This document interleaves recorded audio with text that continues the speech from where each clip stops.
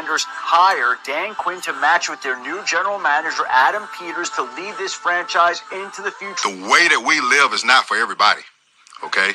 It's not, all right? Because we're going to run and put our bodies on people in a violent manner. Whether the team is giving us the highest of highs or the bluest of blues, we'll cover it all here on Commanders Nightly News. I, of course, am your host, Louie T. Thank you for joining me.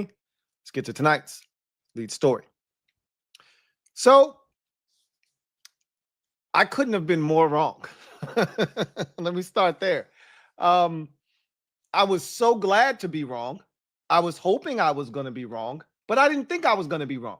I didn't think they were going to do anything when it came to the wide receiver position. I'm not going to lie. They spooked me with the way that they've handled the kicking situation here with Zane Gonzalez. I don't know if you've noticed, but Zane Gonzalez popped up on the damn injury report this week. And so that gives me even more pause with the kicking situation, but that's another discussion for another day. I did not think they were going to make this move. I'm so glad that they did something. I don't know if this is going to work out at all, if it's going to benefit us, but I'd rather them do something than do nothing, right? So we're going to talk about the pros and the cons of this whole situation, but let me go back to the beginning. Today we learned that wide receiver Noah Brown sustained an internal injury. We later found out that it was his kidney, so that leads me to believe, and look, I can't confirm nor deny this, but you know, this is what I like to do. I like to draw inferences, whether right or wrong. We know it's a kidney injury. I believe he lacerated his kidney. If I had to guess, I'd say he lacerated his kidney. It's a pretty significant injury. He's done for the season. That's why they didn't divulge all of the information. Sort of like what they did with Jayden's ribs, right? They didn't really get into the specifics of what he did. They just said, hey, he's got something going on, you know, in his midsection with his ribs. And they left it at that. They're just going to leave it at he had an internal injury. They listed it as kidney. That leads me to believe he lacerated his kidney. We know what play it happened on. It's the play where Jayden threw the ball slightly to the outside. He dove for it. He landed right on his kidney, and he rolled over, and he couldn't get up. Stayed on the sideline right there. They had to help him to his feet after, you know, a commercial break, came back, and the next thing we know, we saw him walk into the locker room gingerly, and we didn't see him again. So that's my guess, right? And in any event, I didn't think they were going to do anything. I'm so glad that I was wrong about that. Flat out wrong. And the low-hanging fruit was, hey, just go get KJ Osborn. I said that on the video I did earlier. Like, hey, the first thing that all of us thought was Patriots just released KJ Osborn. Go get him. Like, even before we knew about Noah Brown's injury. In my mind, I didn't want to do the Commanders fan thing because every time someone gets released or someone talks about a player being on a trade block, our fan base goes nuts and, hey, we should go get this guy. I didn't want to be that guy, but I was like, I'm interested in KJ Osborn. I liked him when he was in Minnesota. He hasn't done jack diddly poo squat this year for the New England Patriots, but there's a number of reasons as to why it may not have worked out in New England. I just know when he had a competent quarterback and a competent offense, he looked damn good as a wide receiver 3 option. I'd like to explore that here, right? So I was interested before the Noah Brown injury. Noah Brown gets hurt. Now it's almost a necessity at this point. And so let's look at KJ Osborn, what he brings to the table. I want you to keep this in mind before we look at KJ Osborn.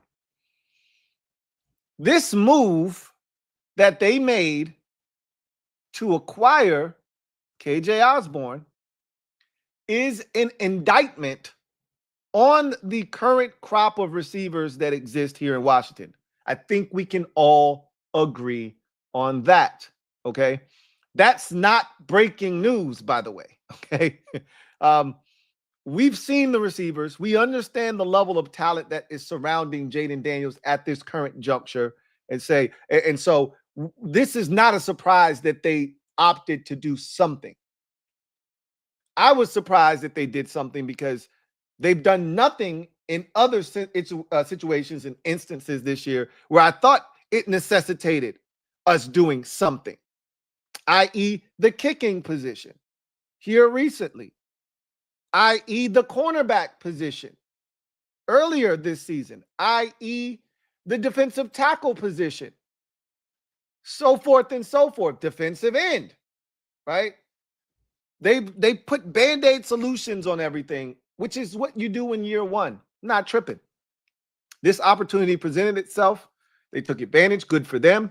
I want you to understand that they did not sign KJ Osborn. He was not a free agent. They put in a waiver claim and was awarded KJ Osborn. Take full advantage of this. Understand that this is the last time we will receive this type of treatment for the foreseeable future.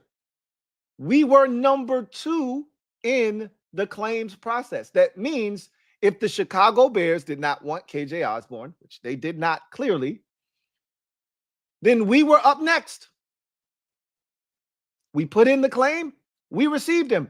What this says is that the Commanders feared that other teams were interested in KJ Osborn. Because if you didn't think someone else would put in a claim, you wouldn't have put in a claim for him yourself. You would have let him pass through waivers, and then you would have went out and you would have signed him as a free agent. Trust me, KJ Osborn would have wanted to come here. We have Jayden Daniels. He's going to get an opportunity to play here. He would have wanted to come here if they would have allowed him to pass through waivers. But they didn't think he was going to make it through waivers. And I don't think he would have either. So they put in a waiver claim. They were awarded him. And guess what? We're not going to have the number 2 position next year if we want to put in a waiver claim for a player. So this is an opportunity that you have to take advantage of while you have the opportunity to take advantage of it. And they did.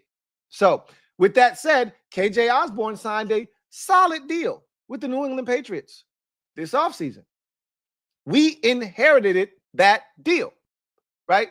That's why teams don't like putting in waiver claims for players, because you take on that contract. Generally, you like to let that guy pass through waivers, and then you can sign him to a contract that makes sense for your organization where you are at that current moment. That being said, let's take a look at KJ Osborn, what he potentially brings to the table, and what we can expect from him moving forward. You know what I liken this to? We were when I was talking with the Commanders Kings, I think this was 2 weeks ago or so. Ed on the show said that he likened this season to the 2015 season when we lost to Dallas, when they had Matt Castle and Darren McFadden at quarterback, when Deshaun Jackson ran, backwards and then fumbled the punt, and they recovered it and they kicked the field goal and beat us in that game like 18-15 or whatever the score was. It was an ugly game. And we had no business losing to a very bad Cowboys team. The next year, they would draft Ezekiel Elliott and Dak Prescott, and it would change the fortunes of their franchise, 2016. But we did win the division that year, right? We did have a big win in Philly late that season. And you know what else this reminds me of? Remember, if you can recall, I know that going back a ways, 2015 is a long time to go back for some of you.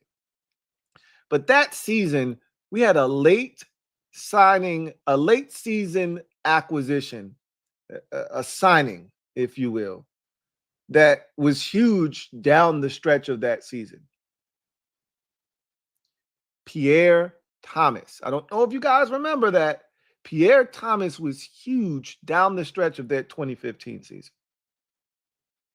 Now, it's not often you get a guy this late in the season to come on board and be able to have a massive impact on your team moving forward. Now, and I think we got Pierre Thomas a little bit earlier than this. We're 4 games left in the regular season. Like, we're pretty much at the end of this thing. I think we got Pierre Thomas maybe with 6 or 7 games left, maybe even 8, right? He was there for a pretty significant chunk of the stretch run, but he was impactful. He was massive for us down the stretch of that season. Maybe KJ Osborn can be the same, right?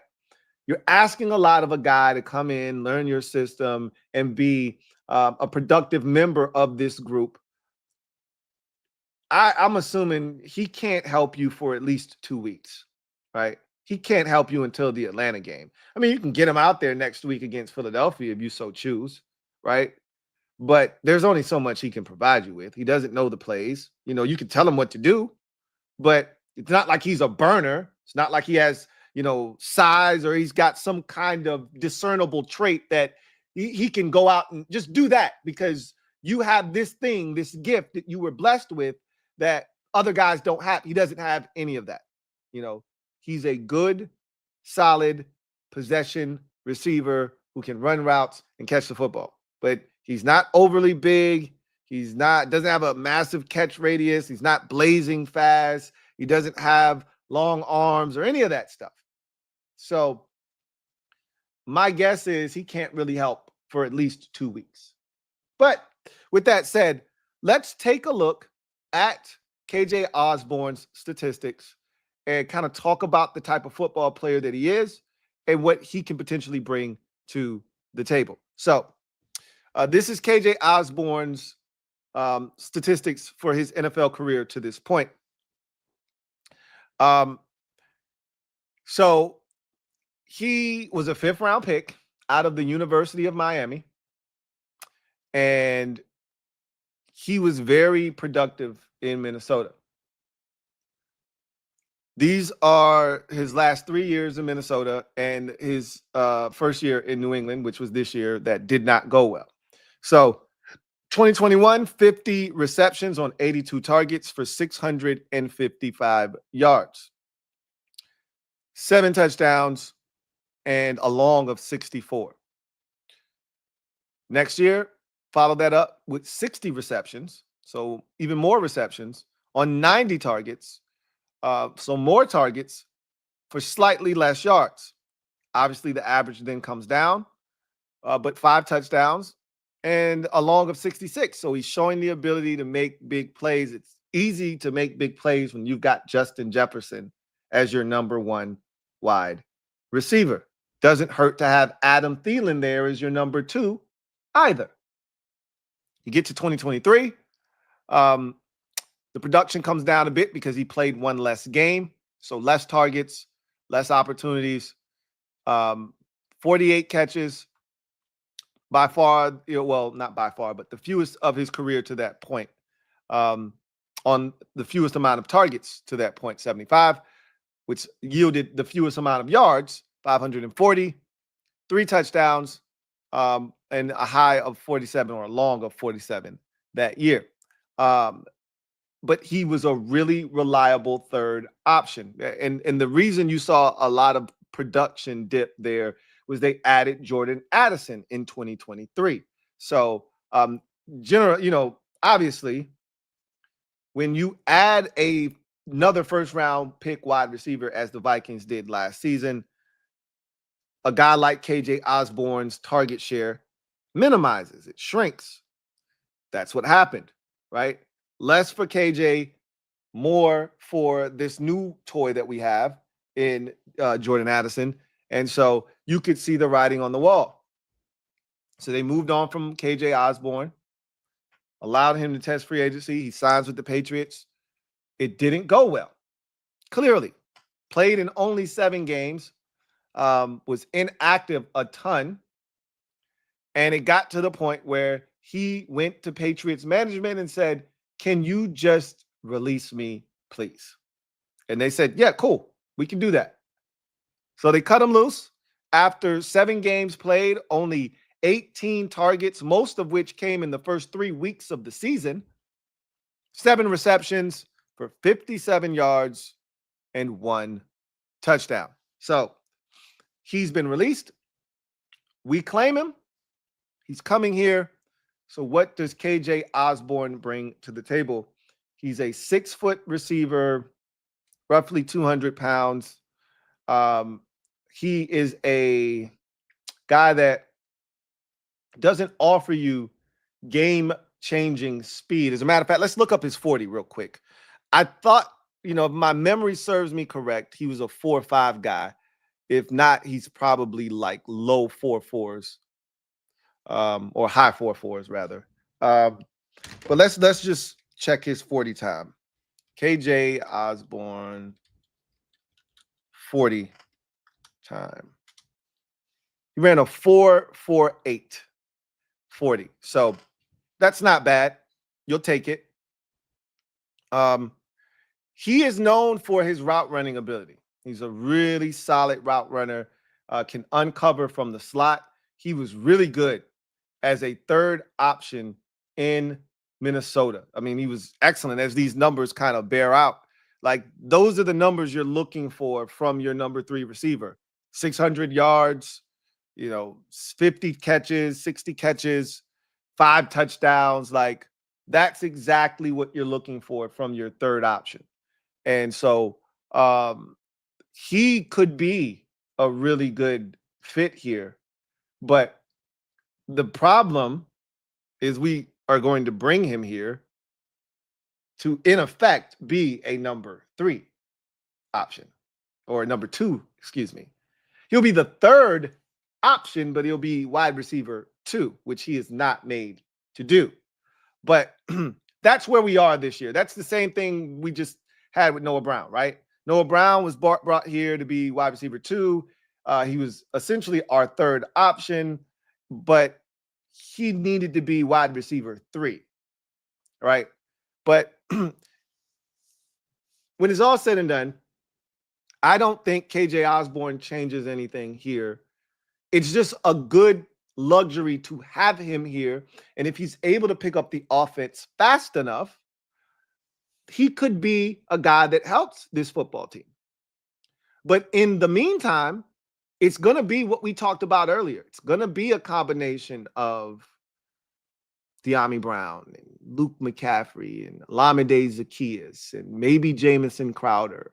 Like, that's the group that's going to have to hold it down until he's ready to jump into the fray and produce.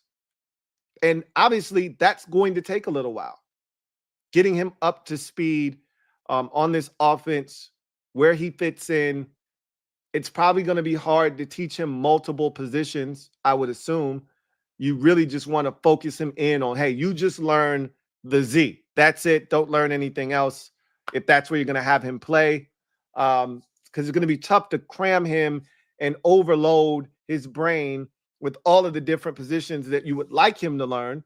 Remember, when we went out and signed Noah Brown, it was towards the end of the preseason and right before the start of the regular season, and he was not ready for week 1. Now, he was also dealing with a little bit of an injury too, but he wasn't ready to contribute because he did not have a lot of the playbook down either. So he was not active in week 1, but he was able to jump into the mix week 2, and we were off and running from there. So keep in mind that it's going to take a little while to get him up to speed. So my assumption is he could be active this week, but what are you really going to get from him, right? Yeah, you can put him in the game and say, hey, we're going to throw a wide receiver screen to you, or hey, we're going to give you this on a jet sweep and see what he does with it. But you can't put him out there and just, have him run the offense. And furthermore, you want him to get timing down with Jayden. You want Jayden to kind of get a feel for how he runs his routes, how he comes out of his breaks, all of that stuff. And with that in mind, I want to get into the pros and the cons of our new wide receiver 2 position, because with Noah Brown out of the picture, there are some pros that come of this situation.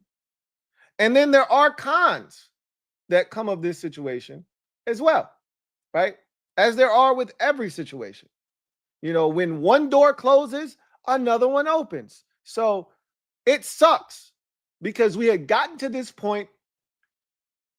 You rather deal with the devil you know than the devil you don't know. We knew what Noah Brown was all about. We knew what we were getting out of him, and we were content. At this point of the season, we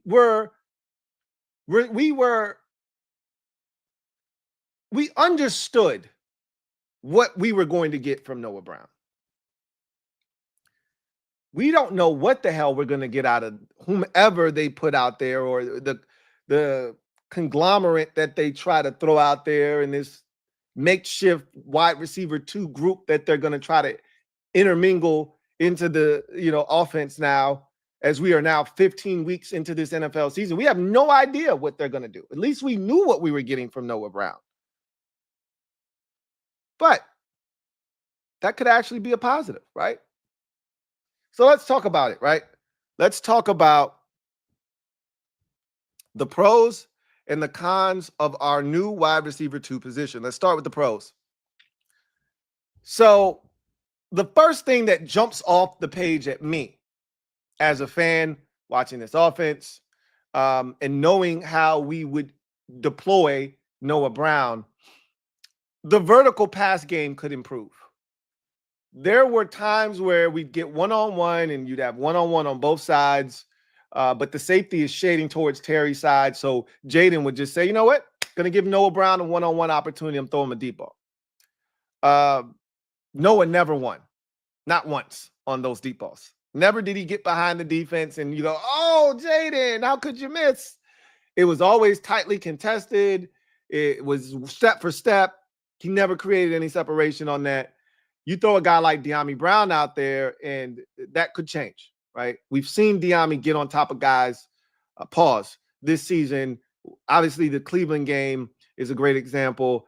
There have been other opportunities this season where he's gotten vertical and just didn't get the ball thrown in his direction, but he won on the route. So having a guy like Dyami Brown out there, for instance, could improve the vertical pass game, and that could lead to some big plays where you can't just key in on Terry in those situations. You may have to then say, you know what? Number 2 can get vertical as well. We may need to keep an eye on him. The next pro, run after catch opportunities could increase. We already knew that Noah Brown wasn't a threat to hurt you with the ball in his hands after the catch. Okay. Generally, once he caught the ball, he was as good as tackled. Now, there were times where they throw it to him and he's a big guy and he wasn't easy to just get down on the ground, but he wasn't juking anybody. There was no extra agility. There was no, speed to go, no acceleration, none of that. If he caught it, generally there may have been a yard or 2 extra there just because of his size, but generally speaking, there was no extra run after catch opportunities with him. He caught a comeback. He was getting caught where he caught the comeback. Maybe you throw it to Luke McCaffrey. He's able to break a tackle. Maybe you throw it to Dyami Brown. He's able to make something happen. Maybe you throw it to KJ Osborn and he's able to make something happen. So maybe run after catch opportunities could increase. Next pro, Jayden will have to involve others. All right. Noah Brown, as we know, was one of his favorite targets. And for some of you, that was a problem.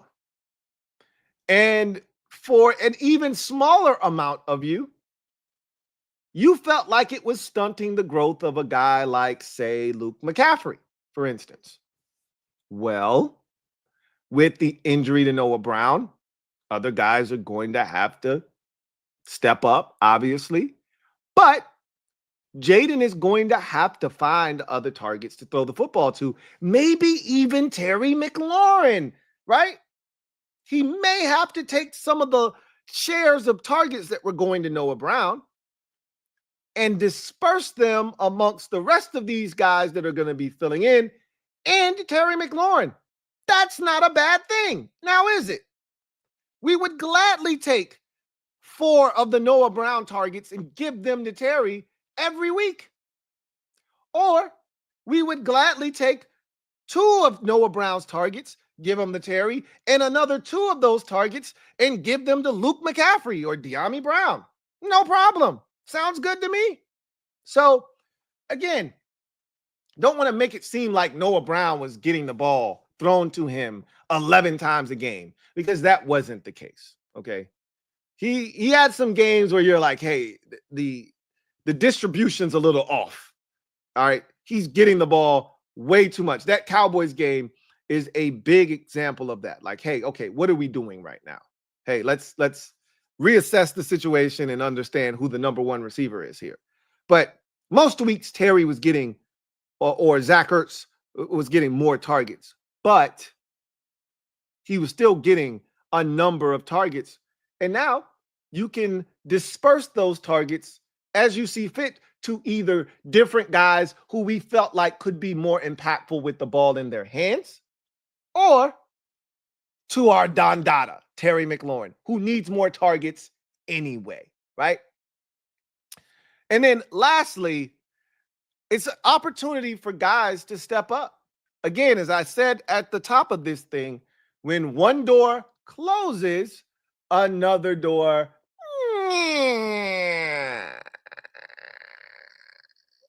opens. And these guys are going to get an opportunity to seize the day, right? Dyami Brown has been looking for more opportunities. He's going to get them, right? We've been clamoring for Luke McCaffrey to get more opportunities. Can't assure you that that's going to happen, by the way. Okay. They could push Dyami into this number 2 role. Luke could stay right where he is, and it could still continue to be, you know, what it's been for him all season long as an afterthought. Or they could throw him out there a little bit. Remember what it looked like at the beginning of the season, that first game without Noah Brown. Remember who was getting the lion's share of the 2 reps? Luke McCaffrey. Remember, he almost scored a touchdown in that Buccaneers game, got tackled at the 1-yard line, right? He was out there for like 50 some odd snaps or something like that, 40 some odd snaps in that week 1 game. Way more than Dyami Brown. They could go back to that opportunity for Luke McCaffrey. We'll see, right? My guess is they'll divvy it up.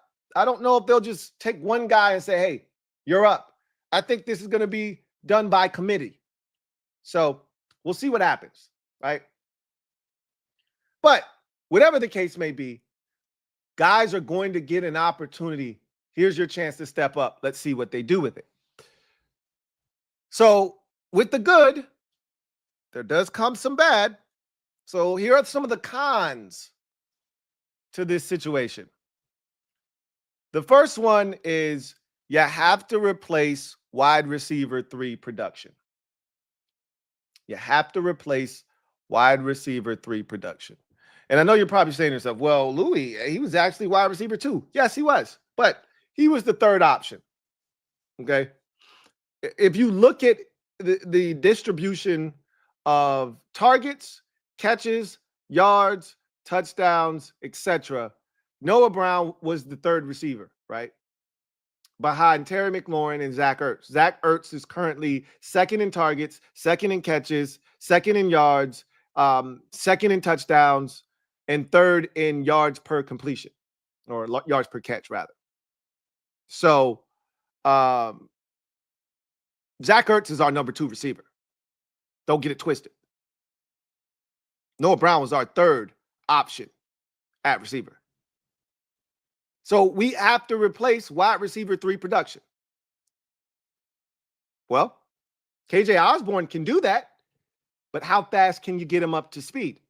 I'm thinking the Atlanta Falcons game is the first time where he could really be impactful. You give him essentially 3 weeks to get acclimated to a position, and then you can give him a handful of plays that he's comfortable with. I mean, you can do that this week, right? I mean, if theoretically speaking, if he gets here tomorrow, you could probably give him a handful of plays that he's comfortable with, and you can get him out there on Sunday against the Saints, right? And then against the Eagles, you could probably give him a little bit more food on his plate that he can handle. And then by the Atlanta game, I think you could turn him loose if he's one of those quick studies. But we have to replace wide receiver 3 production any way you slice it. And whether you divvy that up amongst 3 guys, you give it to one guy in particular, or it's 2 guys, whatever the case may be, you can try to minimize, Noah Brown's involvement in this offense all you want. But He was the third most targeted receiver. He was the third, had the third most catches. He had the third most yards, and he was tied for the third most touchdowns on the team. So you do have to produce that production somewhere else. They got to figure out how they want to go about that. The next con, big body target and catch radius gone. KJ Osborn's a 6'1" receiver. You're not getting a 6'3" receiver in return here. You're not getting the size that Noah Brown brought to the table. You're not getting that catch radius. There were a couple of catches this season where if it wasn't Noah Brown, it wasn't a catch. Jayden behind him, Jayden out in front of him, where he used that frame of his to extend and make a play on a ball that wasn't necessarily the easiest to catch or within the framework of his catch radius, but he was able to extend because he's got long arms and he's a taller receiver. He was the only guy at the receiver position. Now we have tall tight ends, but who wants to throw to them, right? Right. The guy that we like the most at the tight end position as a fan base is Ben Sinnott, and he's like 6'2", right? 6'3" maybe. So that big frame at the receiver position is gone. And unless they surprise us by bringing up, one of the taller receivers that we have on the practice squad, which I highly doubt. But hell, I was wrong about this, right? So anything's possible. But the likelihood is they're going to continue to roll with the guys that they've been rolling with all season, and they're going to work KJ Osborn into the mix. They're not going to all of a sudden throw Mike, Strand into the mix out of nowhere. Like, that's very, very unlikely. All right. Highly unlikely. Someone brought up Bryson Tremaine. You're right. Okay. You're right. The big body target and the big catch radius that we had with Noah Brown is now gone. So not like we were using it in the red zone or anything, but it was convenient in some situations where he was able to box guys out on third downs, make some tough physical contested catches. He's done that this season for us. A lot of those are comebacks and things of that nature. Yeah, that's gone now. And he made some acrobatic catches too, when he had to extend outside of his framework to go get it. That's gone as well. Next con, comfort level established with Jayden. You can say what you want about Noah Brown, but Jayden and Noah worked extremely hard to establish a rapport with one another. Remember, they talked about getting work in after practice before the season started to really get him up to speed. And it paid dividends. Week 2, when he jumped in against the Giants on that game-winning drive, Noah Brown was huge. Noah Brown was huge in that game in general. You could argue he was one of the biggest reasons why we won that game after Jayden Daniels and Brian Robinson Jr., of course. But from a receiver standpoint, he was massive in that game, right?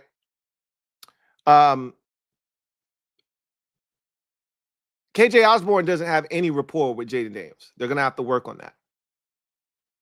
And I would tell you that he should be fine with Diami and Luke and all those guys that have been here. But those guys weren't getting the bulk of the starters reps like Noah was. And those guys didn't have the third most targets on the team. So that rapport that had been established, the comfort level Jayden had throwing the ball to 85, you can't replicate that. All you can hope is that somebody steps in and, they're able to then, create that type of chemistry and comfort level for Jayden that makes him want to throw the football to those guys that step into that role. But obviously, Jayden was very comfortable throwing the ball to Noah Brown. So something else to consider. Physicality in the run game as a blocker. We know Noah Brown provided that. That was one of the redeeming qualities that he had. That was what he did at Ohio State. That's what he did for the Dallas Cowboys. He really started to establish himself as a receiver in Houston, but he was still a dynamic blocker for them. And that's what he was for us as well. And I'm not telling you that he was like an extra tight end or anything like that, but he was a physical blocker, someone that you could rely on in that regard. A lot of times when they wanted to run the football, they would run to his side. And a lot of the bigger runs this season, a lot of times he's involved somehow, some way, some shape or form. So you do lose a little bit of physicality in the run game from a blocking standpoint. And then lastly, you do lose the fact that he drew the most pass interference penalties 20 yards down the field or more. Okay. He drew 3 pass interference penalties down the field. No other commander has more than 1. Okay. No other commander has more than 1. So that was something that he did bring to the table. Drawing pass interference penalties, giving us, opportunities to score the football via the penalty. And nobody else has done that really this season. So something else to consider as well. But I digress. Let's go on to in other news. We'll talk more, obviously, about the Noah Brown injury and the KJ Osborn signing and, all of the things that may bring to the table. But we did hear from the head coach, Dan Quinn, today. He spoke about a number of topics, so we'll talk about that. We did hear from the quarterback, Jayden Daniels. We'll talk about what he had to say. But before we do any of that, we got to take a look at this injury report, and we were dying to take a look at it because we wanted to see what it was going to look like for the Commanders. I wanted to see if Noah Brown would be okay. Clearly, we got the answer already. So, that took the mystery out of that.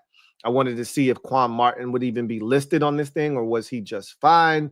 You wanted to see what other ailments might have popped up. Hopefully, we'd be feeling good. You wanted to see if Brian Robinson would be on this thing. And most importantly, you wanted to see if Marshawn Lattimore was going to be a full participant, which I anticipated he would be. We joked about it on the Commanders King show last night that he better be a full participant on Wednesday, and that he was. So with that said, let's take a look at the injury report for both teams heading into the Week 15 contest. We first start, obviously, with the good guys. So Noah Brown, as you can see, his injury designation is kidney. So that, again, leads me to believe that he lacerated his kidney. I could be wrong about that, but that's what I'm going with. Doesn't matter, right? At the end of the day, it's a kidney injury. He's done for the season. You just leave it at that. Zach Ertz, hamstring. He's resting. That's Zach Ertz. Every week we do this on Wednesday, so that's nothing here to see. Same with Cleveland Farrell. Usually, they had a run there where Clee would get Thursday off. He'd practice Wednesday on a limited basis, get Thursday off, and then be ready to go. They're just going to give him Wednesday off, it feels like, for the rest of the season. He had Wednesday off against Tennessee as well. So I'm thinking that's going to be their new move with him, is him and Zach Ertz, Wednesdays off, and then they practice the rest of the week.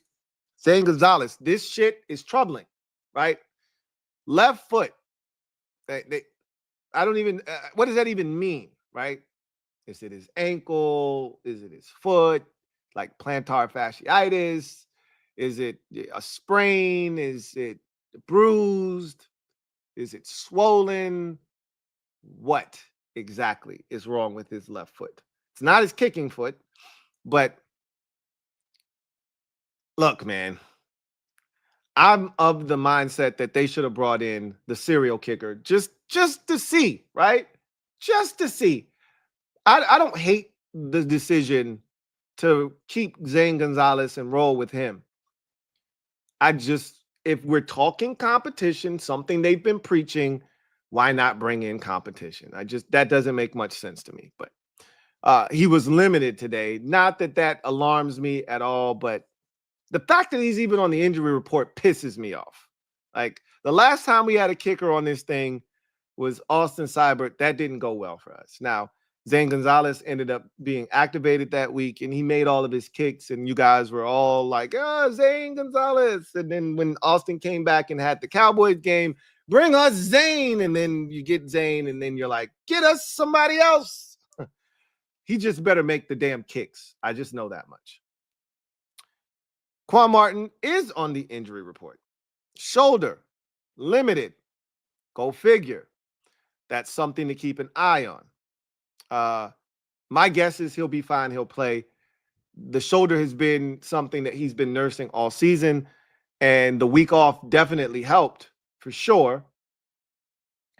But it's something that we got to keep our eye on just in case. Everyone else on this injury report practiced in full, which is a good sign. Jamison Crowder, calf, full. Dante Fowler Jr., groin, full. Noah Igbenogany, thumb, full. Marshawn Lattimore, hamstring, full. Yes. Jordan McGee, elbow, full. Andrew Wiley, concussion protocol, full. So this looks good, right? Everything here looks in order except for Zane Gonzalez showing up here with the left foot. But everything else looks in order. Nothing looks out of place. There's no Brian Robinson Jr. on this thing, which is a good sign. I'd say that this is a good injury report. Sans for Noah Brown's situation, obviously. Coming out of the bye week, you feel good. Let's take a look at the ops. So here's what I thought this thing would be a lot longer, right? For where the Saints are in the season, but it's not. So I heard something interesting today that there's a 30 to 40% chance that Derek Carr can play on Sunday. Bullshit. Okay. Bullshit.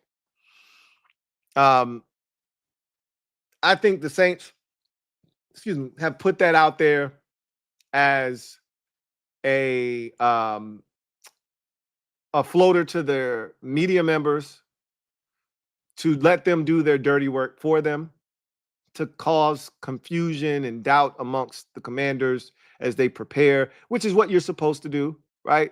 Once you have your starter potentially out and there's no, designated backup quarterback, there's no guy that is your clear backup quarterback.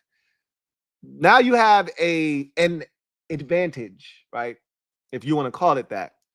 If you have no backup, if you don't have a solidified backup, if you have two backups, you have no backup, is what that means. Okay. You trust neither one of these dudes. So it's not really an advantage per se, but it does force Washington to have to take a look at Jake Haener and then take a look at Spencer Rattler and on the off chance that Derek Carr somehow magically heals and is able to play, you have to take a look at Derek Carr. So them floating out today that, hey, there's a 30 to 40% chance that Derek, bullshit.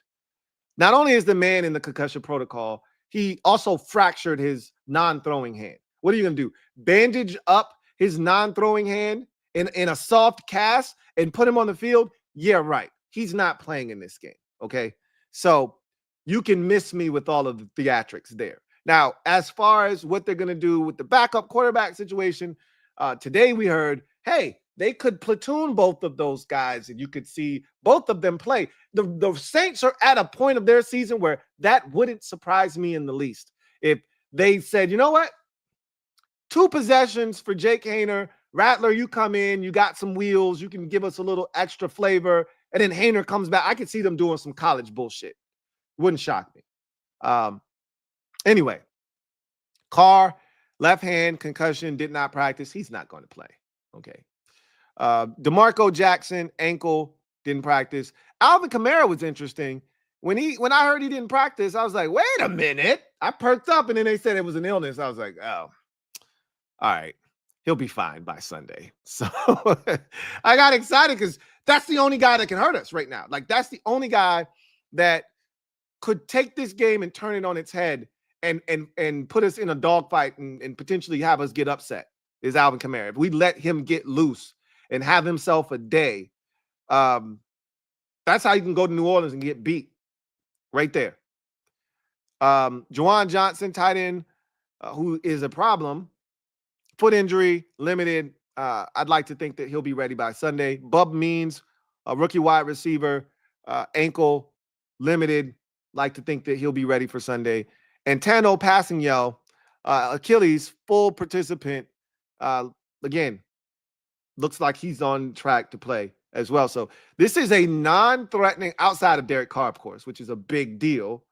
This is a non-threatening injury report for the Saints, which is somewhat disappointing this deep into the season. I would have thought that this thing would have been a lot longer. Normally with bad teams, the injury report is a laundry list long, and instead it's like 6 guys long. Very shocking. Anyway, I digress. So let's talk about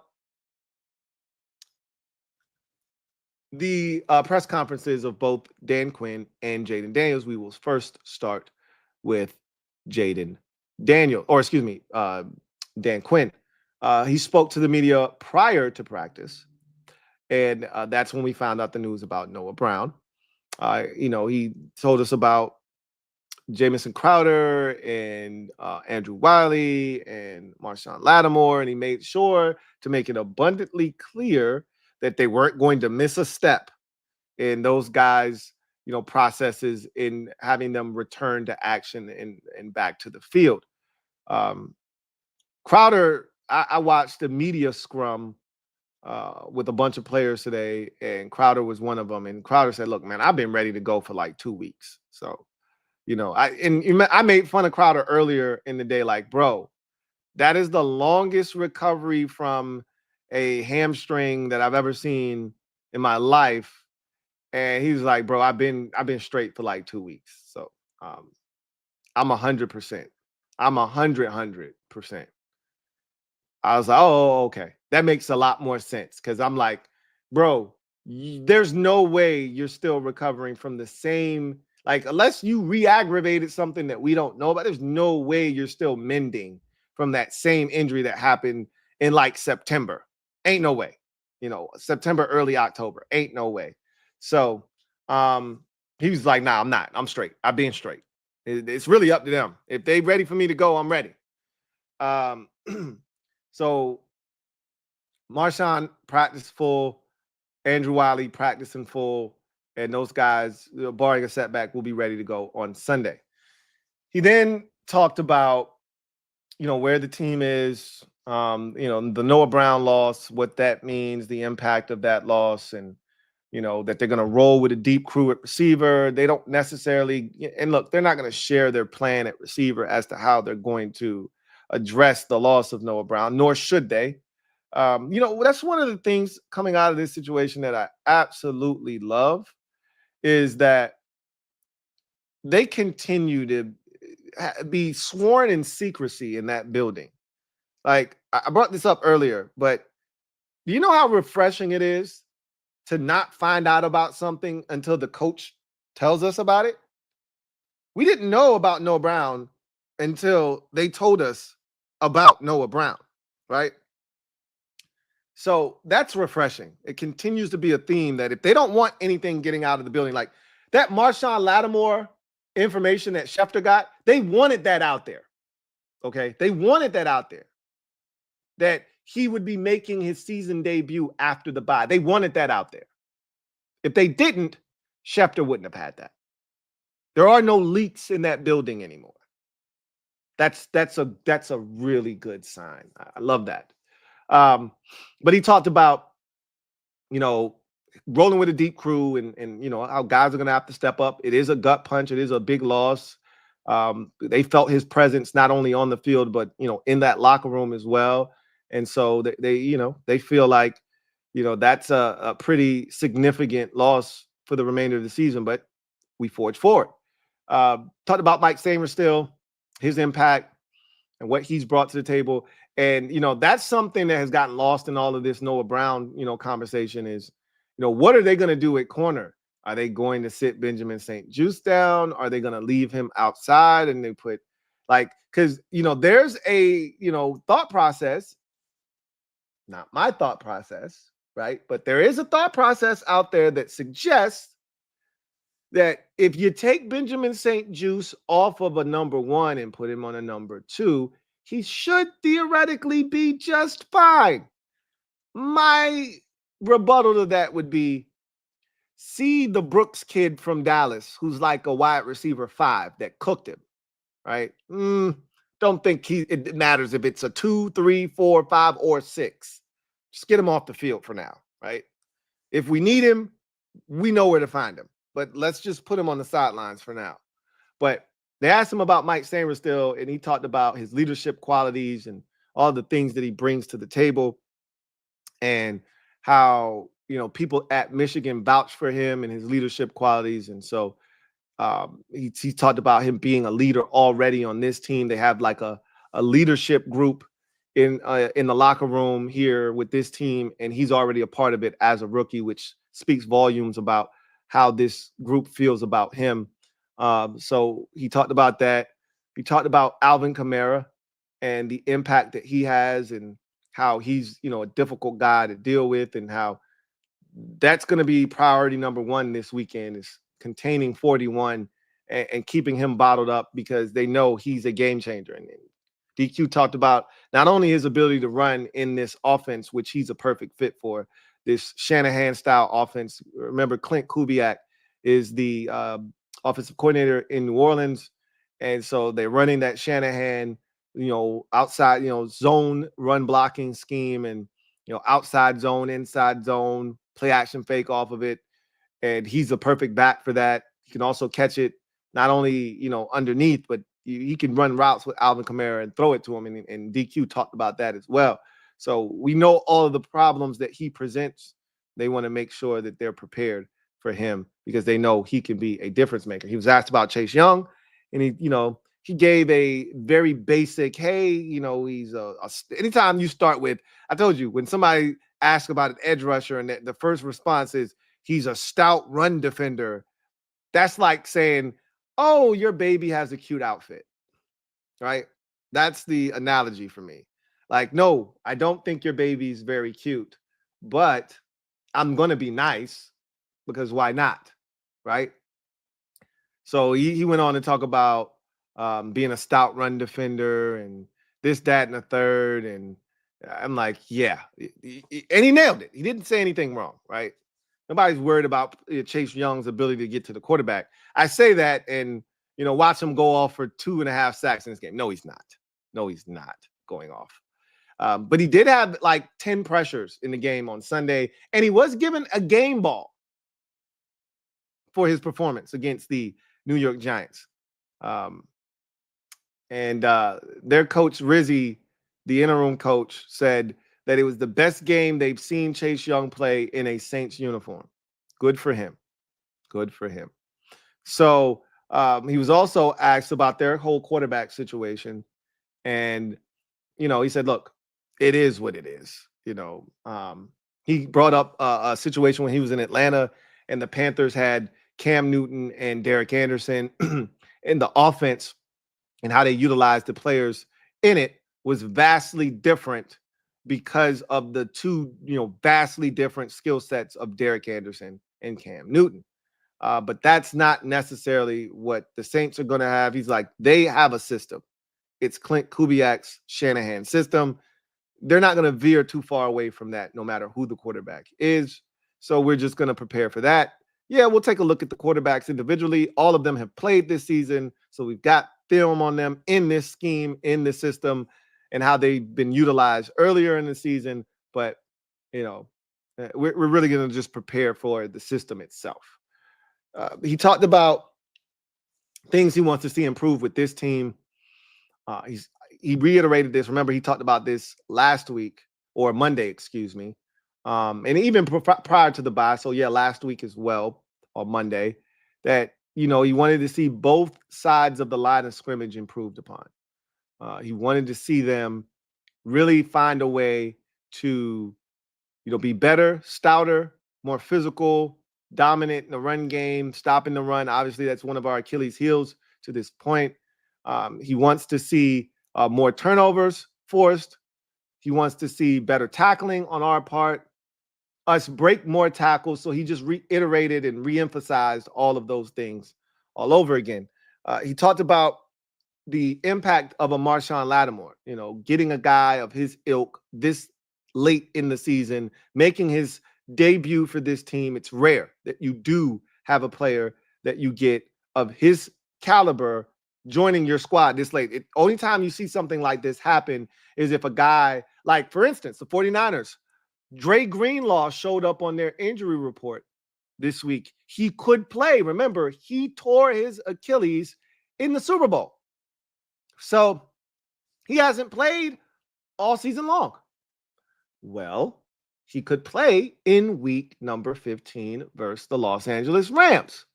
So there's usually unique circumstances that surround a guy adding to your roster at this point of that type of caliber. But rarely is it that a guy you traded for is about to enter into the mix with the profile and the credentials of a Marshawn Lattimore. And he said, look, a guy like that can change a lot of things for you. He didn't get into specifics, as he shouldn't, but he reiterated that he could change a lot.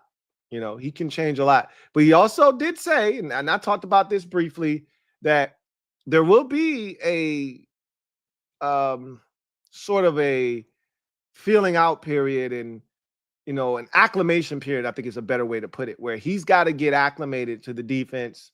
There's only so much you can glean from being on the sideline, hearing the calls, seeing what they're doing. You need to actually get out there. He said there's going to be some solid communication. Obviously, if a team goes with tempo, where you got to know what this means, if they're doing this or whatever, right? Or if they're going like this, you got to know what that means. And if you've never been in defense, you may not know what that means. So time on task is going to be huge, right? Time on task.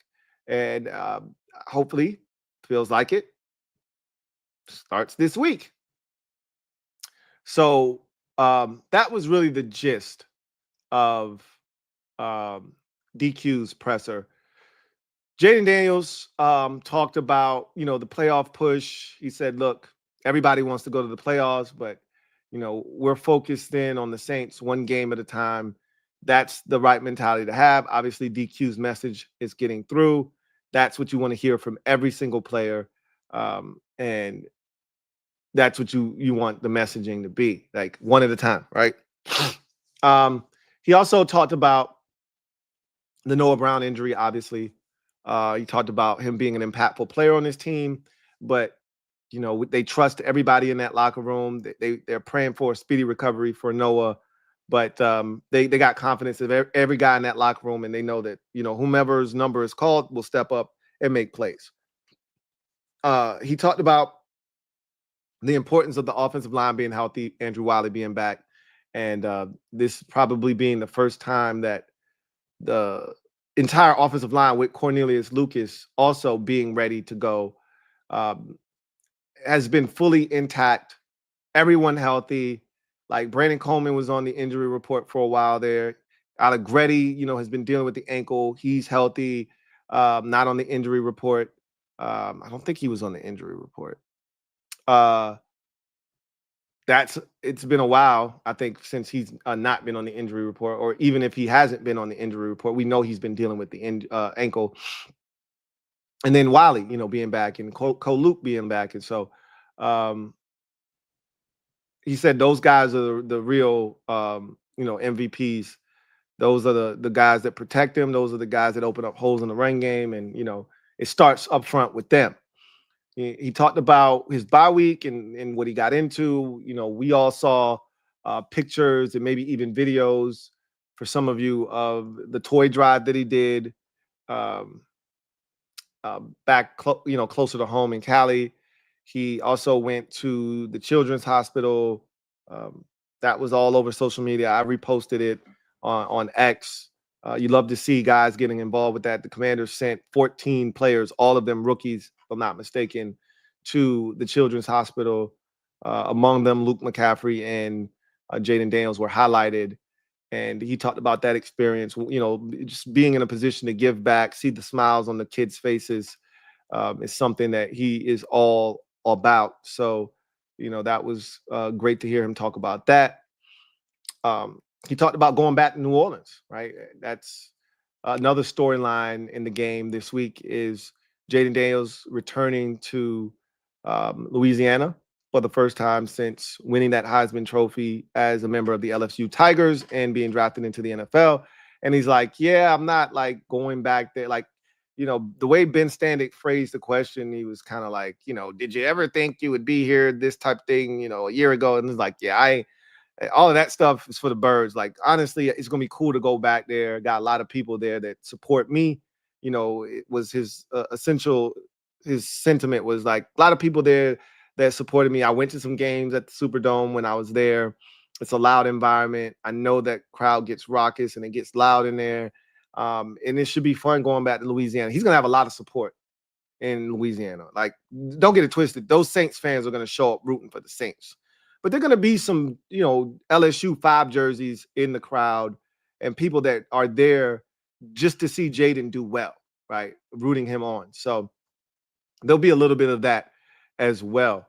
But all in all, they asked him about Jamison Crowder. He's like, yeah, he's a veteran. He knows how to sit down in zone, get open, that sort of thing. So that was the gist of Jayden Daniels' press conference as well. So now let's transition to our first look at the New Orleans Saints.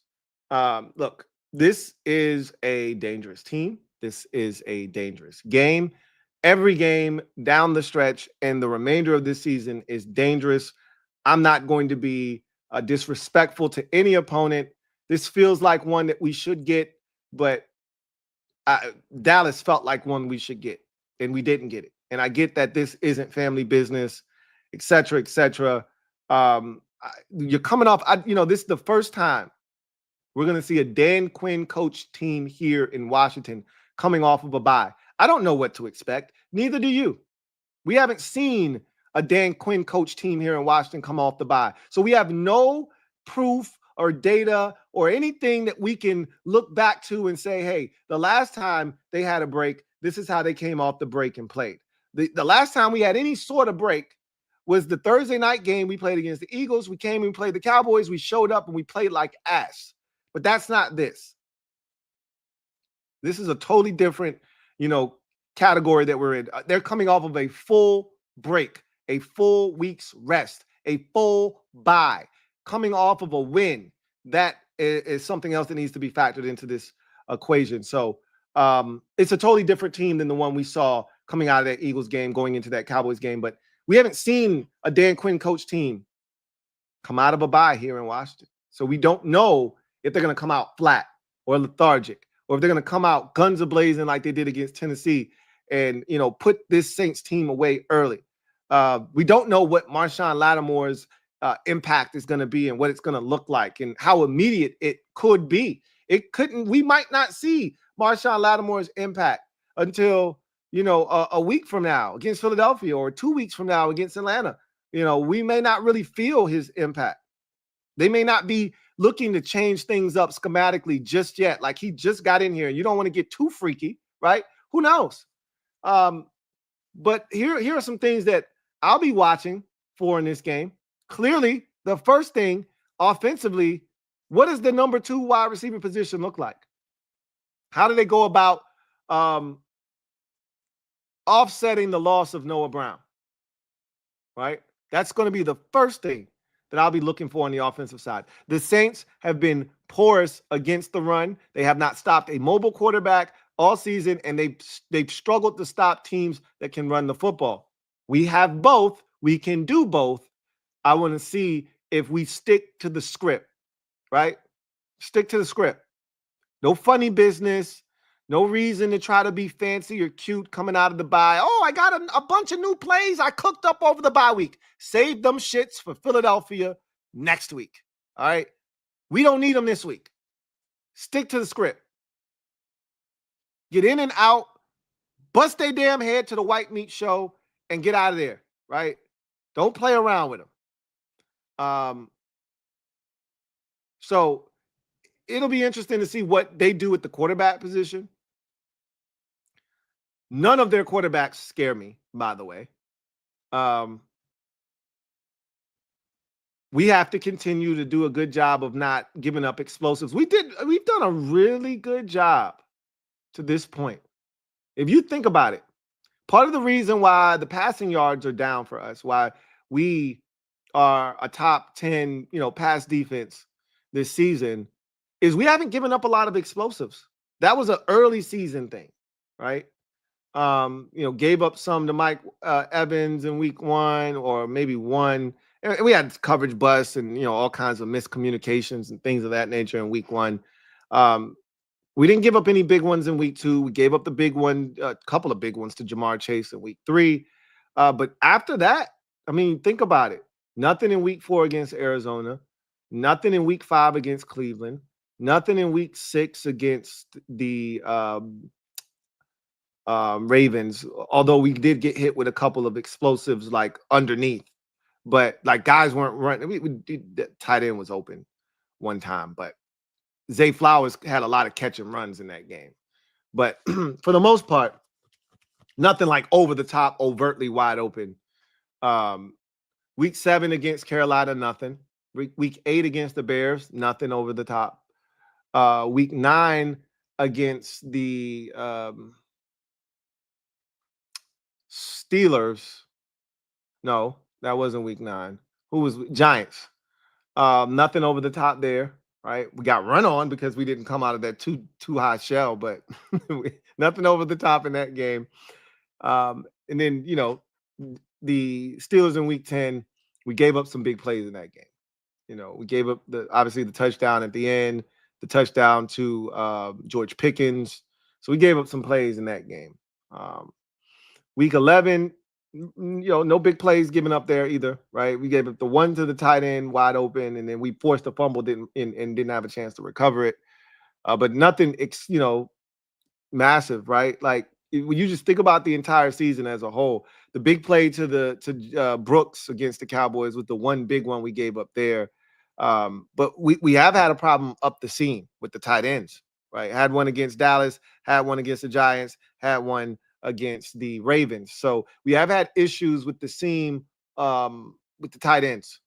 But we really haven't given up any vertical.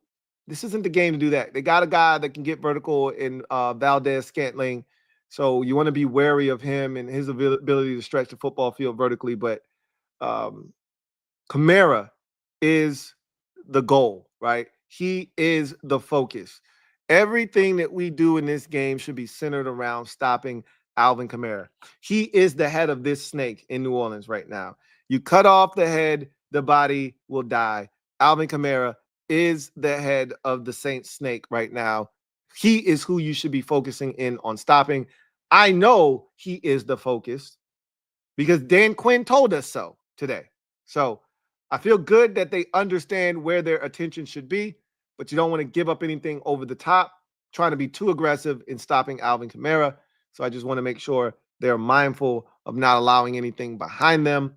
But ultimately, this is a game that is there for the taking, and you would like to see them take advantage of this opportunity, right? You would like to see them do that. So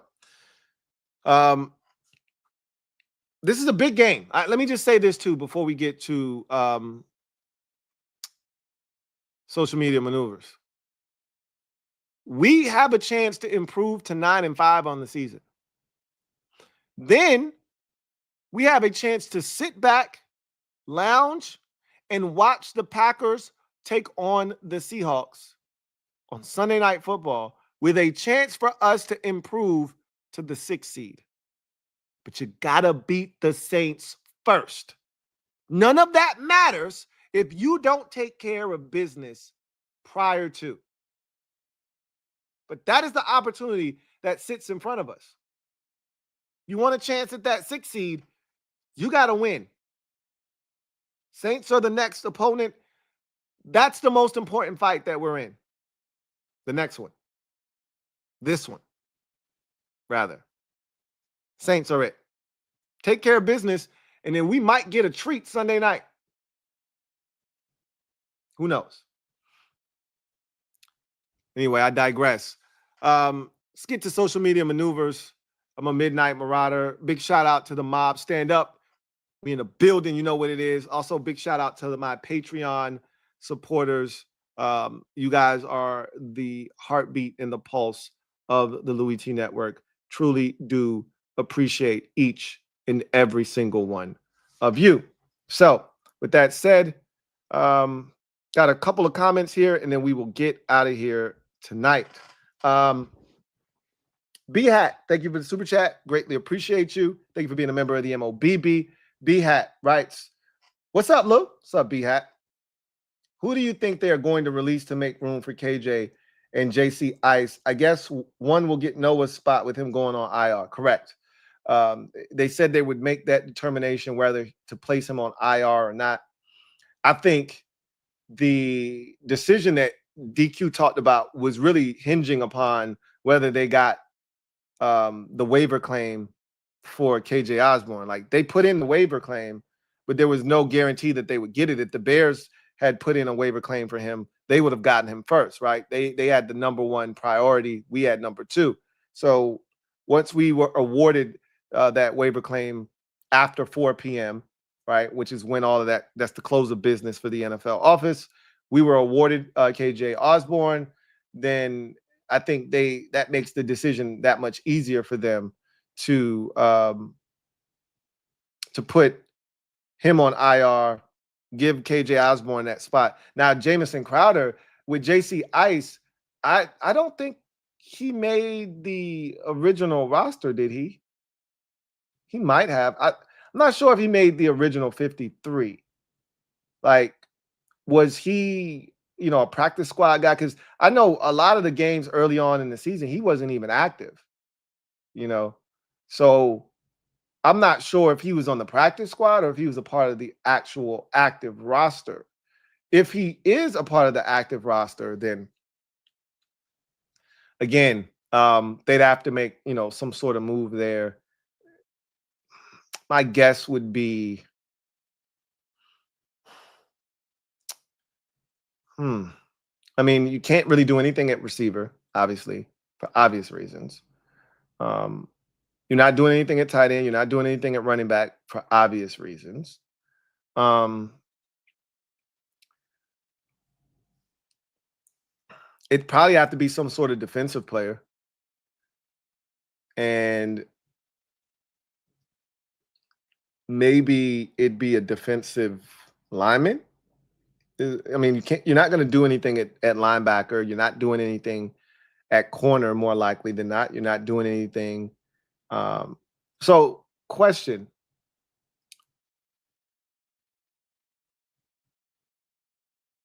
Did they ever replace Emmanuel Forbes' roster spot? Did they ever give that to someone else? Did they sign someone?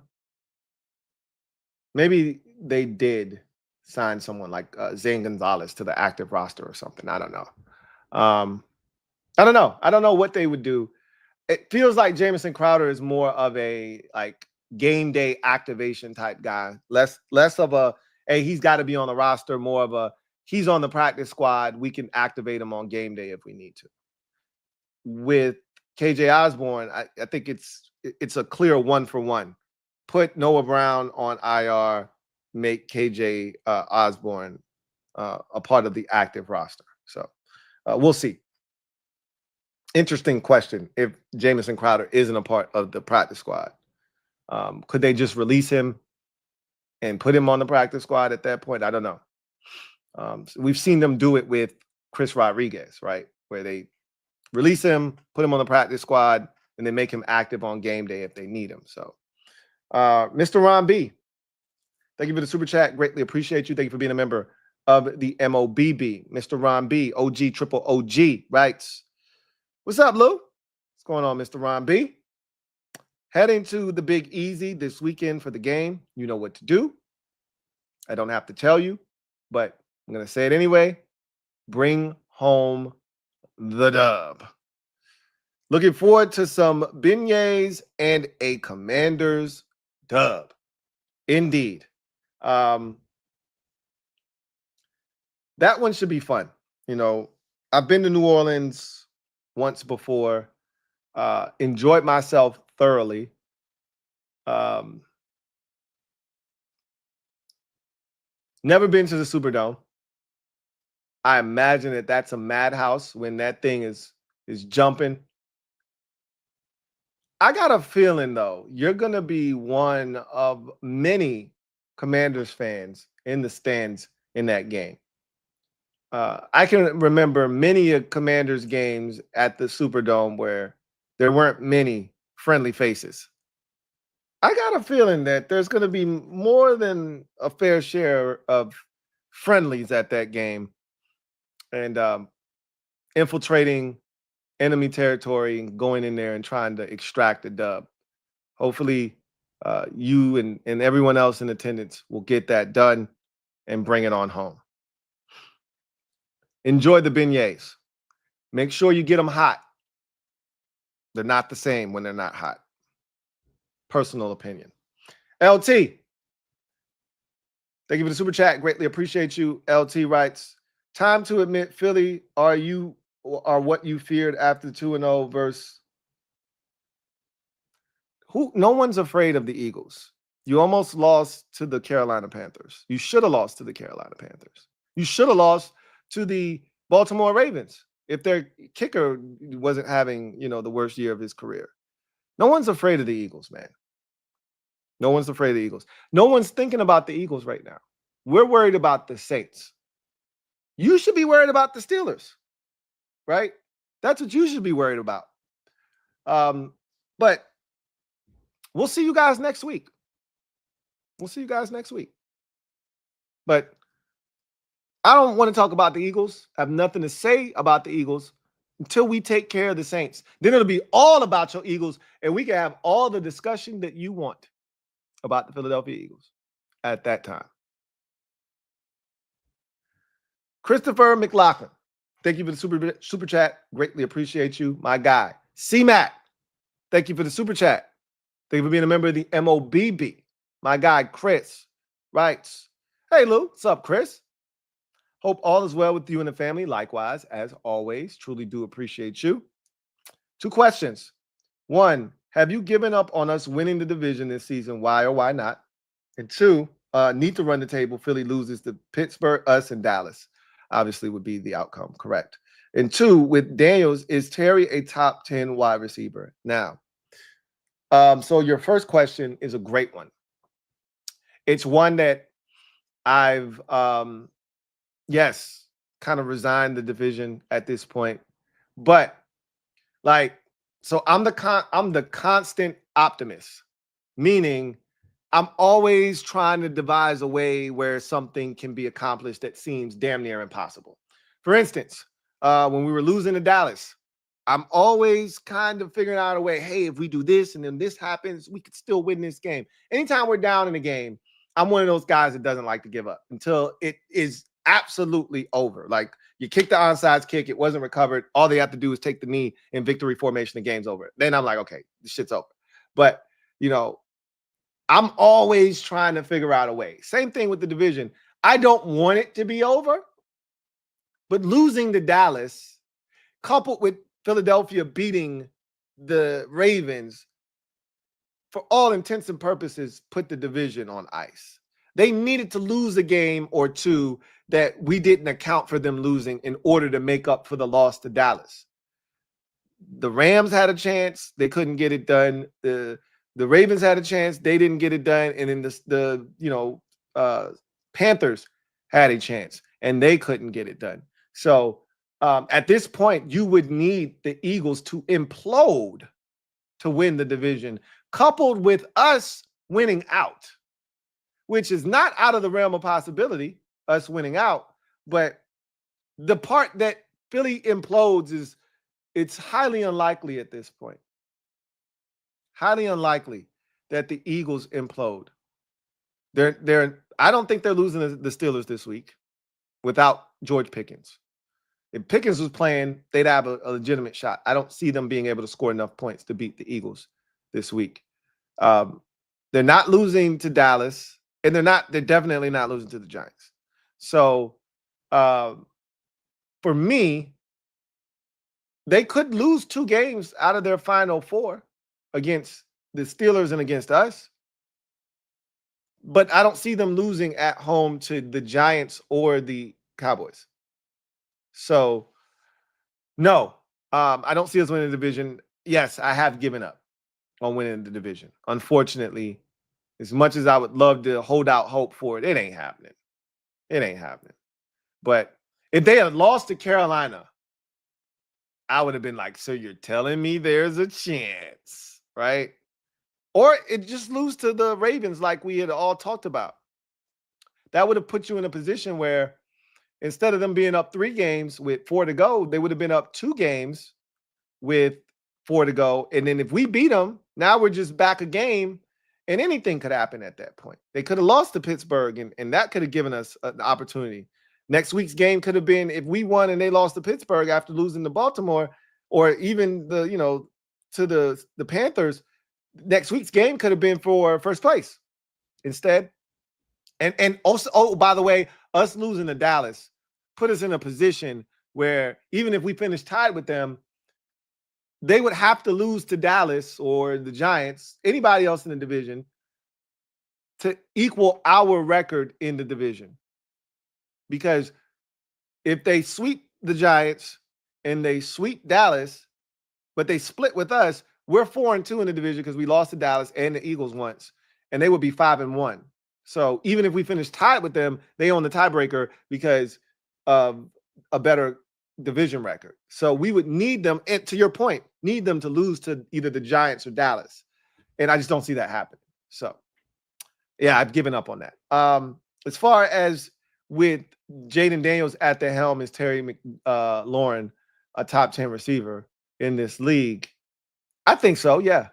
I mean, look, there's some really good receivers in this league. And I showed you a graphic just the other day about where he ranks amongst his peers this year in a number of statistical categories. And I mean, that's the group of receivers right there. Everybody was on that list. That's anybody. And you can put Terry wherever you want. We've done the discussion already, where Terry is, 12 to 14 is usually where we find ourselves when we have that discussion. But that was always with Taylor Heineke or Carson Wentz or Sam Howell or some other, quarterback under center. With a real quarterback like Jayden Daniels, sky's the limit for Terry McLaurin. Now, look, he'll never be Justin Jefferson, Jamar Chase, or CeeDee Lamb, right? He'll never be one of those 3 guys. I mean, right now ahead of him are guys like Jerry Jeudy. He's better than Jerry Jeudy. I think he's better than Zay Flowers. Zay Flowers is very dynamic now. Don't get it twisted. But I think he's better than him. So there's some guys in front of him, like yardage-wise, that aren't necessarily better than him. But then there's some guys behind him that you're like, yo, Amon-Ra St. Brown's pretty damn good. I actually think Terry's better than Amon-Ra St. Brown, but he's a high-volume guy, right? Is Amon-Ra St. Brown. Plays in the slot a lot, too, so a little different than what Terry does on the outside. Nico Collins is a stud, and he's behind Terry right now because he missed. Remember, he was leading the league in catches, yards, and touchdowns before he got injured. And he missed like 5 games, and he's not that far behind Terry in yards, at this point of the season. So I think we could make a list. We could compile a list of about 9 to 11 guys that are in front of Terry, but he's going to be somewhere in that 10, 11, 12 range, I think. So is he a top 10 receiver? Potentially. I don't think he's like 7 or anything like that, right?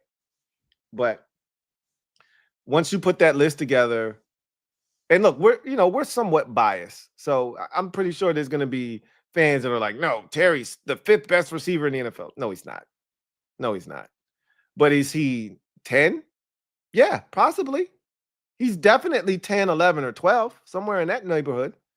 But in any given year with Jayden Daniels at quarterback, you could look up and he could be the 4th best receiver in the NFL that year.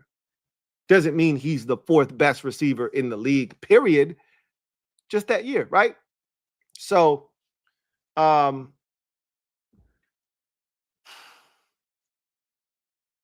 think he is a top 10 receiver with Jayden Daniels. Yes, I'll say that.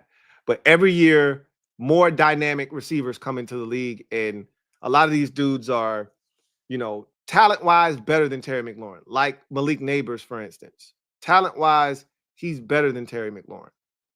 And if you get him a real quarterback, which the Giants are currently in the process of trying to do, this guy will be like CeeDee Lamb, right?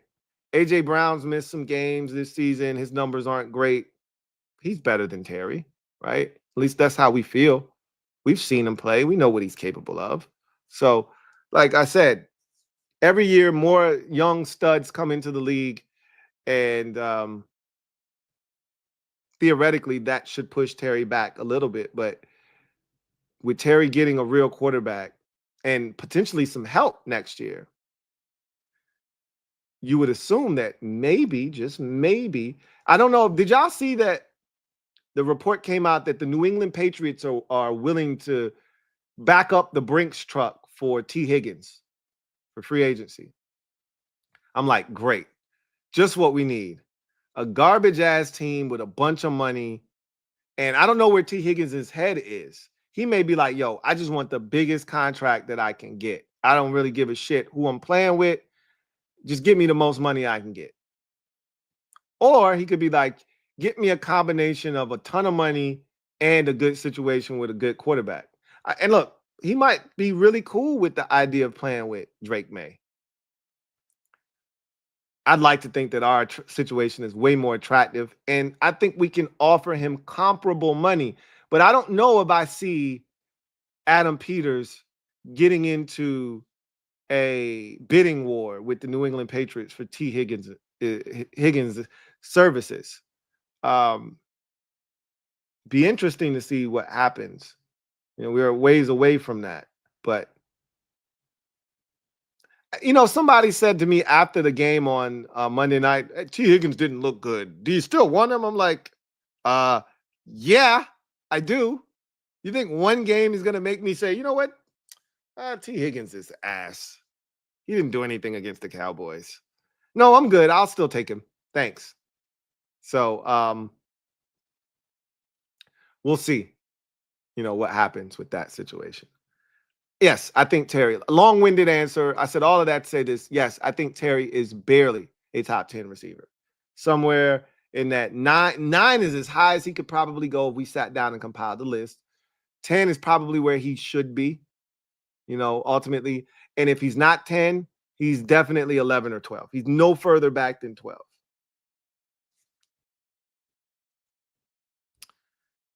Christopher McLaughlin, my guy. Thank you for the super chat. Greatly appreciate you.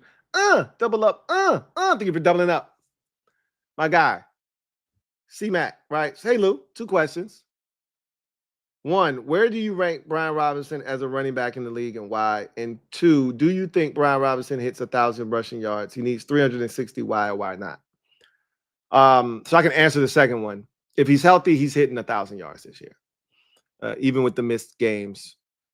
1,000 isn't hard to achieve anymore. It doesn't carry the same weight that it once did. Now with 17 games, it used to be you needed 63 yards a game to get to 1,000 in a 16-game season. That's even reduced even further now with 17 games. I would assume that number somewhere now like 57 or 56 yards a game to get to 1,000. Like that's nothing, right? So 360 with 4 to go, that's an average of 90. You're playing a porous run defense here in the Saints. That might give you an opportunity to go over 100. You're going to need to go over 100 in one of these games. I don't see Brian Robinson averaging 90 yards a game without going over 100 yards in one of these games, probably 2 of these games, which is not something he's done a ton of in his NFL career either, I may add. But you have the Saints. Eagles' run defense has been, good this season, but I think you can run on them personally. And he had a really solid game against them the first time. He had almost 70 yards against them the first time we played them. So you'll get the Cowboys run defense, who has improved dramatically on the ground, but they're still a bad run defense. But they've improved. But now that they lost DeMarvion Overshown for the season, that's going to hurt their defense a lot. So I think you may be able to run on them. And then the Falcons run defense, I don't think has been that bad. It's not great though, but it's not bad. I think he can get 360 to get to 1,000. Now, where does he rank in the league? That is a really loaded question because I think the world of Brian Robinson Jr. But he lacks the dynamic ability that you look for in a game-changing running back. Can he be a game-changing running back? Yeah, just off of sheer physicality. He does have a trait. And as a running back, you have to have some sort of distinguishing trait. His superpower is physicality. Not every back has physicality. Some guys are dynamic. They have explosive and dynamic speed, but they're not super physical. He is super physical. Runs through arm tackles, usually gets, copious amounts of yards after initial contact. He always falls forward. He can catch it out of the backfield, although he has not done a lot of that this season, but he is capable. We saw that last year with Sam Howell at quarterback. So let's quickly go through the NFL, shall we? Our division right now, Saquon Barkley won. Nobody else in the division has a back better than Brian Robinson at this current juncture. Next division, NFC South. I'll take him over both of the Bucs backs. Alvin Kamara is better than him. That's 2. I'll take him over any of the Saints, the Panthers backs. And I like both of the Falcons backs, but I think Bijan is better than him. I'll take him over Tyler Algier, clearly, but I like Tyler Algier, but Bijan is better than him. That's 3. Okay. NFC North. Josh Jacobs is better than him. Both of the Lions backs are better than him. I'll take him over DeAndre Swift. I like Swift. I like Brian Robinson Jr. better. And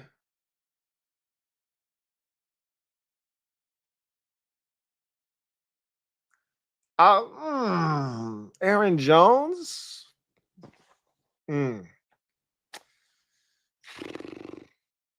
probably take him over Aaron Jones at this point of his career.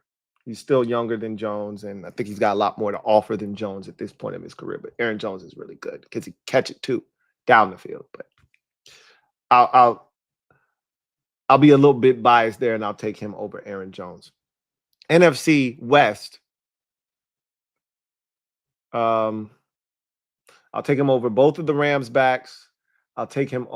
Kenneth Walker, the third, is better than him in Seattle. Christian McCaffrey is better than him in San Francisco. And boy, that's a tough one.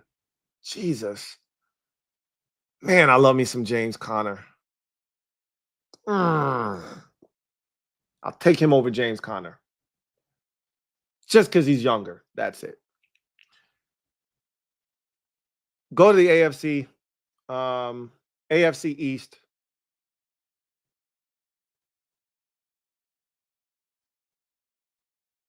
Y'all taking him over James Cook? Probably not. I'm not.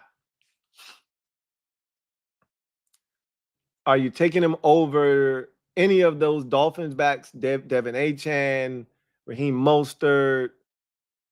I'll just say one of them is better than him. Right? You pick whichever one you like. I even like their rookie running back. I wanted him for our team, the guy out of Tennessee.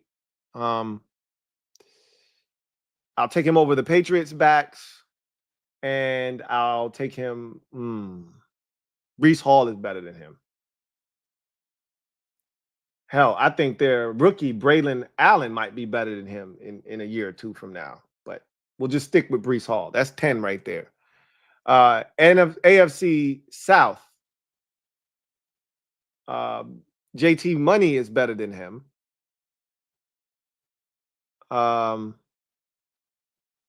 Joe Mixon is better than him, even though Joe is getting up there. Joe turned the clock back. Joe is balling this year. I'll take him over any of Tank Bigsby has been playing really good ball for Jacksonville. But I'll take him over any Jacksonville Jaguars running back. And I'll take him over any Tennessee Titans back. So we're at 12 right now. AFC North, Derrick Henry's better than him. How y'all feel about Najee? I like him better than Najee Harris.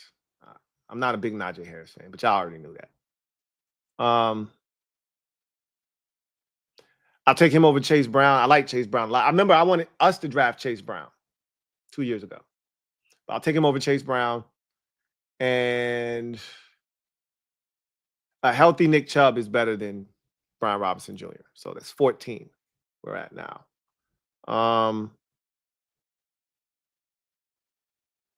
And AFC West. I'll take Isaiah Pacheco over him. That's 15.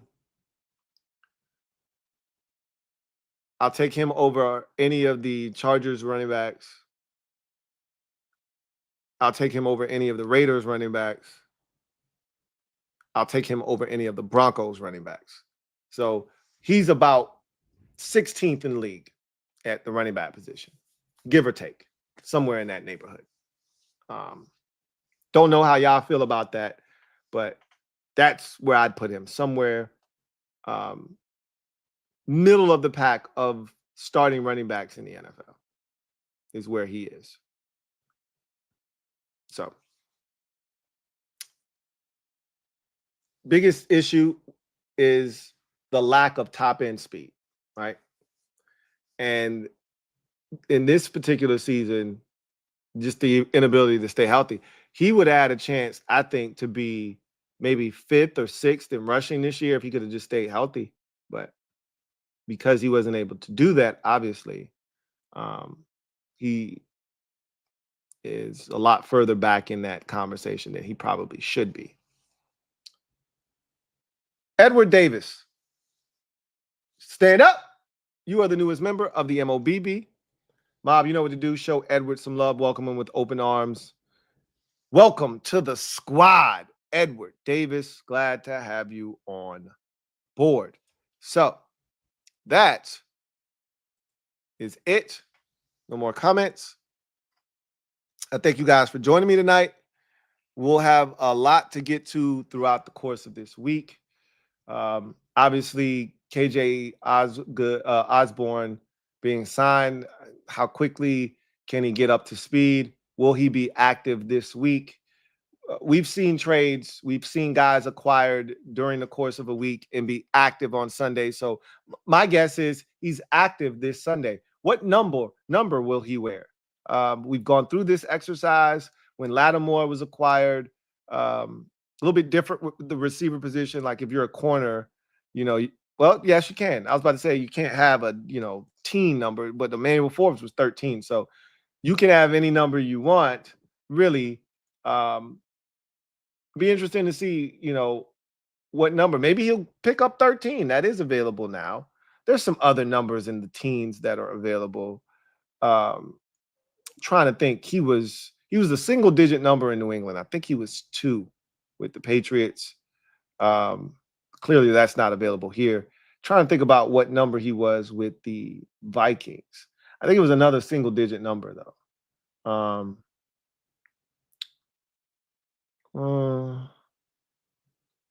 Yeah, I don't remember what number he wore with the Vikings, but it'd be interesting to see what number he wears here.